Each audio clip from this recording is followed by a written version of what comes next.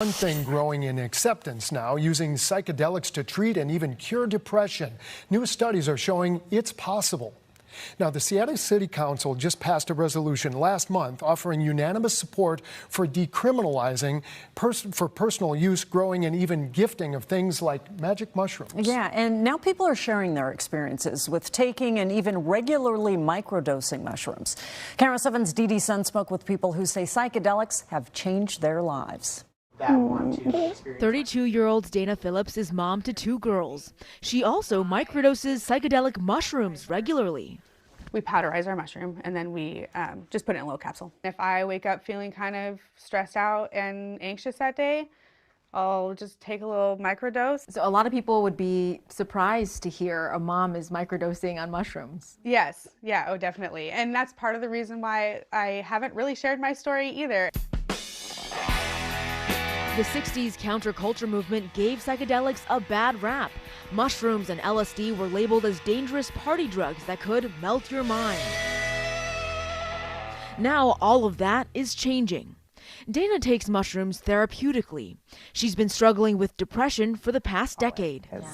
It is your darkness. And after the birth of her first child, Beverly, her depression worsened. So I actually got to a point where I was having really, really hard thoughts about not really wanting to exist. She says while therapy helped, it just never really went away. Eventually, she and her husband started researching psychedelics as an option for treating depression. A quick search and you'll find long lists of videos on YouTube, many of them recapping scientific studies, explaining how psilocybin, the active compound that makes mushrooms magic, can impact the mind. With psilocybin treatment, we were seeing immediate reductions in depression symptoms, immediate relief that lasts for months without side effects.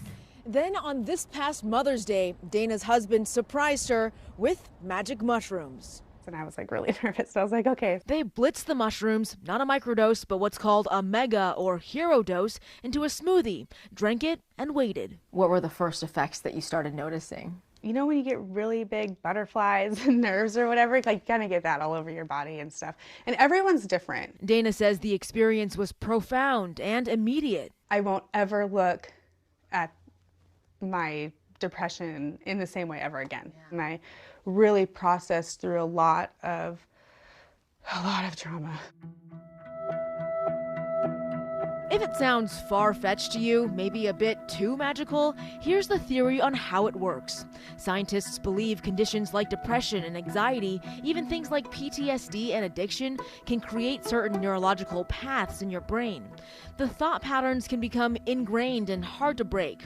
One idea is that psychedelics can break those patterns and allow neural networks to connect in ways people cannot achieve by themselves. I remember telling my husband, I was like, oh my gosh, like, I just feel so alive. And he's like, you're back. Like, thank you for coming back to me. Dana's experience treating her depression is considered illegal. But now in Seattle, City Council has unanimously passed a resolution supporting decriminalization. The motion carries, the resolution is adopted. We were extremely excited. Ben Circum volunteers with Decrim Nature Seattle. It's a grassroots group that's been fighting to get psychedelics decriminalized for years.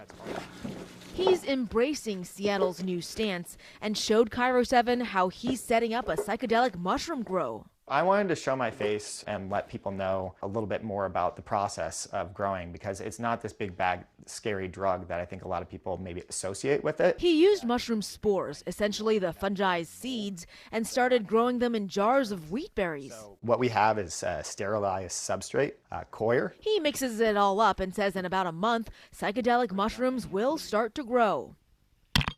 Ben says these mushrooms have changed his life. He used to suffer from depression and anxiety and took an antidepressant called Celexa. What I found was that antidepressants weren't working for me, and it just made me feel so dull to the world. What are you looking at? But similar to Dana's experience, a mushroom trip changed his perspective. Now, in clinical trials, the guided psychedelic experiences did not work for everybody. But in all the studies conducted by major universities, most patients showed lasting improvement, even 4 years later, one NYU study found. Dana says that's why she wanted to share her story. I really want people to see how much this helps. And like, it makes me emotional because I know there's so many other people in this space of feeling like they're stuck. It's just time. It's time to shed the light.